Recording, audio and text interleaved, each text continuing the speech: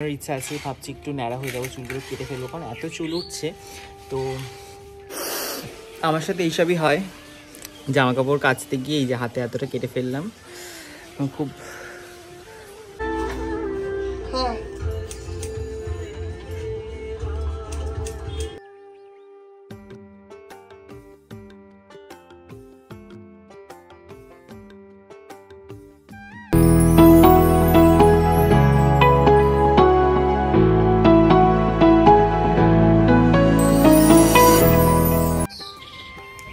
Hi guys, good afternoon, hello and welcome back to my channel. কেমন আছো তোমরা সবাই? আশা করি তোমরা সবাই খুব ভালো আছো, আর আমিও ভালো আছি। তো আজকের ব্লগটা আমি এখান থেকে শুরু করছি। এখন বাজে জানো কটা? এখন বাজে 1:30টা। আমি সকাল থেকে উঠে আজকে হেলা ফেলা করে দিনটা কাটিয়ে ফেললাম, মানে 1:30 অবধি কাটিয়ে ফেলেছি, কারণ তেমন কিছু করার ছিল না, শরীরটা একটু টায়ার্ড রয়েছে। তো এখন ভাবলাম ব্লগটা স্টার্ট করি, কারণ কিছুই না, কারণ তেমন কিছুই না। তো ব্লগ স্টার্ট করতে ইচ্ছা হলো, তাই স্টার্ট করে দিলাম। এখানে দেখতে ভালো লাগছে, একটু রোদের আলো আসছে। যাই হোক, আর এখন যেহেতু শীতকাল পড়েই গেছে, তা রোদটাও তাড়াতাড়ি চলে যায়। তা আমি ভাবছি অনেকক্ষণ ধরে জামা কাপড়টা কাচতে যাবো, কিন্তু কাচতে যাওয়া হচ্ছে না, একটা গোটা বেরিয়েছে। যাই হোক, জামা কাপড়গুলো কাচতে যাবো, তো কেচে নিই, কয়েকটা জামা কাপড় ভিজিয়েছি, ওটা কেচে নিই, তারপরে স্নান করবো, বাকি কাজগুলো করবো। আর বিকালে একটু বেরোনোর ইচ্ছা আছে, ভাবছি একটু ন্যাড়া হয়ে যাবো, চুলগুলো কেটে ফেলবো, কারণ এত চুল উঠছে। তো কোনো কিছু ইউজ করে কিছু হচ্ছে না, তাই ভাবলাম ন্যাড়াই হয়ে যায়, আজকে বিকালে বেরিয়ে ন্যাড়া হয়ে যাবো। আর তারপরে আর এক জায়গায় যাওয়ার প্ল্যান আছে, তো কোথায় যাচ্ছি, কী করছি, সব কিছু শেয়ার করবো। তাই ভাবলাম ব্লগটা এখন থেকে শুরু করি, তো তোমরা দেখতে থাকো। আমার সাথে এইসবই হয়, জামা কাপড় কাচতে গিয়ে এই যে হাতে এতটা কেটে ফেললাম। খুব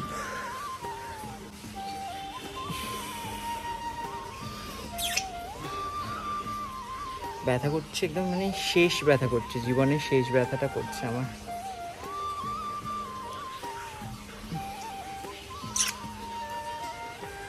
জামা কাপড় কাচতে গেছি, একটা জামার মধ্যে একটা সেফটি পিন ছিল, ওই সেফটি পিনটা গ্যাচা করে কেটে গেল হাতটা।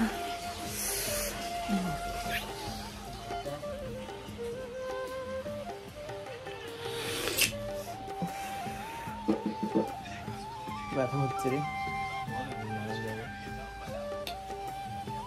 হলুদ দিয়ে দে। হলুদ দিয়ে দেবো। কিচ্ছু আনা, ইনফেকশন কিচ্ছু আনা, পাগলা আর কমে যায়, ইনফেকশন পায় না হলুদ দিয়ে দেন। তো দেখতেই পাচ্ছ আমি কিন্তু রেডি হয়ে গেছি, আর এখন বাজে হচ্ছে 4:12। আমি এখন একটু বেরোবো, প্রথমে যাবো চুল কাটাতে, তারপরে যাবো বোনের বাড়ি। তো চলো ঝটপট করে আগে জামা কাপড়গুলো তুলে নিই, যেহেতু অন্ধকার হয়ে আসছে, আর এখন শীতকাল, অন্ধকারটা তাড়াতাড়ি হয়ে যায়।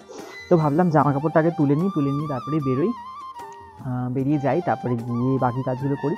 এখন আমি বেরিয়ে পড়েছি, আর আজকে রয়েছে আমার অনেকগুলো কাজ, কারণ প্রত্যেক দিনই কিছু কাজ করব ভেবে জমিয়ে রাখি। তো একদিনে বেরিয়েছি, ভাবলাম আজকে সমস্ত কাজ কিন্তু আমাকে কমপ্লিটই করতে হবে। তাই জন্য প্রথমেই টোটোতে উঠে পড়লাম, তারপরে চলে যাচ্ছি কাঁচরাপাড়া। আর সমস্ত কাজ যেহেতু আমার কাঁচরাপাড়াতেই ছিল, তাই কোনো অসুবিধা নেই। তো প্রত্যেক দিনই বেরোবো, ওই বেরোনোই হয় না, তো জমতে অনেকগুলো কাজই জমে গেছে।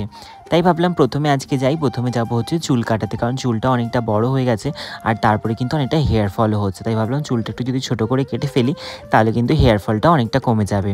আর এখানে আসার পরই প্রথমে আমাকে শ্যাম্পু করিয়ে নিয়েছে, তারপরে কিন্তু আমি বসেছিলাম অনেকক্ষণ। এরপর বসে পড়লাম আমি চুল কাটাতে। আর এই দাদার কাছে আমি কিন্তু ছোটোবেলা থেকেই চুল কাটি, তাই জন্য হেয়ার কাটটা আমি দাদার কাছ থেকেই করি, অন্য কোথাও বা কারো কাছে আমি হেয়ার কাট করি না, কারণ আমি সেই সাহসটা পাই না। তোমরা এর আগেও অনেকে আমাকে দেখেছো এখানে আসতে, আমি বেশিরভাগ সার্ভিস কিন্তু এখান থেকেই নিয়ে থাকি।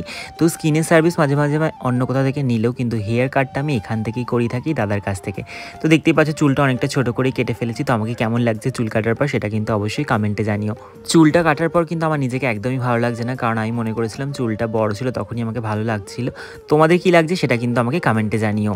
হেয়ার কাট করে আমি এখান থেকে বেরিয়ে পড়েছি। এরপর আমি আর ঋষভ চলে যাচ্ছি আর একটা দরকারি কাজে, যেহেতু এই কাজটা অনেকদিন ধরে পেন্ডিং রয়েছে, ভাবলাম এই কাজটাও করে ফেলি আজকে।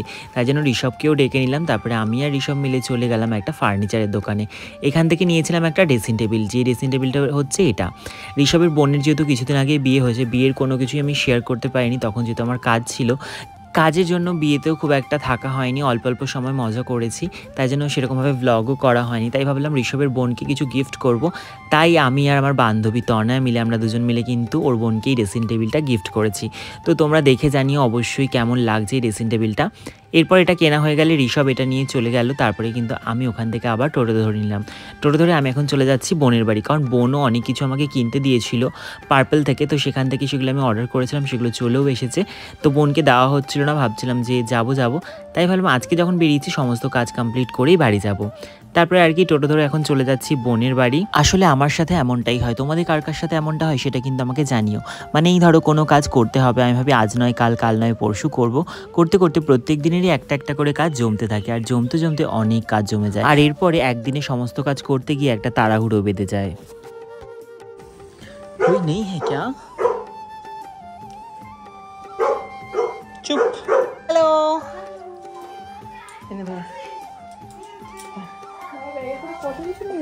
অনেক কিছু নিয়ে চলে এসেছি এখন বোনের বাড়ি। আর বোনের বাড়ি আসার পরেই কিন্তু তোমরা দেখতে পেয়েছো ডোজির আওয়াজ। ও আমাকে দেখলেই কিন্তু সেই যে চিল্লানো শুরু করে, আমি ভয়ে খাটের উপর উঠেছি আর ও কিন্তু আমার সাথে দেখা করতে চলে এসেছে। আর এদিকেও ভয় এখন নিচে বসে আছে, কারণ ও যদি খাটে ওঠে ওকে বকা দেওয়া হবে, তাই জন্য কিন্তু নিচেই বসে আছে। এরপরে আমি এখন এখানে বোনের সাথে গল্প করছি আর একটু পেট পুজো করছি, কারণ অভিজিৎ নিয়ে এসেছিল কিছু চপ। আর যেহেতু আমি তেলে ভাজা খেতে এতই ভালোবাসি, তো বোনের বাড়িতে গেলেই কিন্তু অভিজিৎ আমার জন্য তেলে ভাজা নিয়ে আসে। তো এখানে নিয়ে এসেছিল টমেটোর চপ, তারপরে হচ্ছে একটা মিশালি চপ। তো সেটা কিন্তু খেতে বেশ ভালো ছিল, আর খাচ্ছিলাম আর তারপরে বোনের সাথে গল্পও করছিলাম। তো বোনের বাড়ি চলে এসছে, আর বোনের বাড়ি আসলে শুধু খাওয়া খাওয়া খাওয়া, না যেখানেই যাই সেখানেই খাওয়া দাওয়া।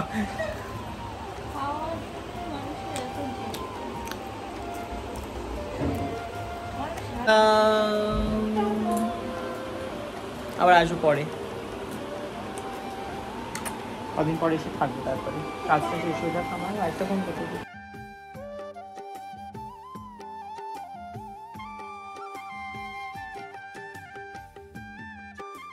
বোনের বাড়ি থেকে চলে এসেছি বাড়ি, আর দেখতে পাচ্ছ চুলটা একদম ছোট ছোট করে কেটে নিয়েছি। আর আমাকে কেমন লাগছে চুল কেটে? একদম বাজে লাগছে, ইচ্ছা করে কাটলাম কারণ এত চুল উঠছে, তা ভাবলাম যে চুলটা কেটে ছোটই করে দিই। তো চুল ওঠার থেকে ভালো যে চুলটা কেটে ছোটো ছোটো করে দেওয়া। তো আমাকে কেমন লাগছে জানিও। যাই হোক, আমি এখন একটুখানি একটা ভিডিও এডিট করে আপলোড দিই। তো তারপরে ডিনারের সময় দেখা হচ্ছে, কী খাচ্ছি, খাওয়া দাওয়া করছি। ওটা আমাদের যে সকালে কেটে গেছে, দিকে লাল হয়ে আছে এখনও। কী যে ব্যথা করছে শীতকালের, যে কী ব্যথা, মানে আমি হাতটা এরম করতে পারছি না, এরম করতে পারছি না, খুব কষ্ট হচ্ছে, হাতে ব্যথা করছে। যাই হোক, এখন আমি একটুখানি ভিডিও এডিট করতে বসে ভিডিওটা এডিট করে আপলোড করি। অনেক রাতও হয়ে গেছে ভিডিও আপলোড করতে। যাই পরে দেখা হচ্ছে। দেখতেই পাচ্ছ এখন বাজে 12টা, আর আমার হয়ে গেছে স্কিন কেয়ার। আমি স্কিন কেয়ারটা কিন্তু লাইভেই শেয়ার করেছি, আমি ইউটিউব থেকে লাইভে এসেছিলাম। তো তোমরা কারা কারা লাইভটা দেখেছো, লাইভে জয়েন করেছিলে কমেন্টে জানাও ঝটপট করে, তো বুঝতে পারবো যে তোমরা স্কিন কেয়ারটা দেখেছো।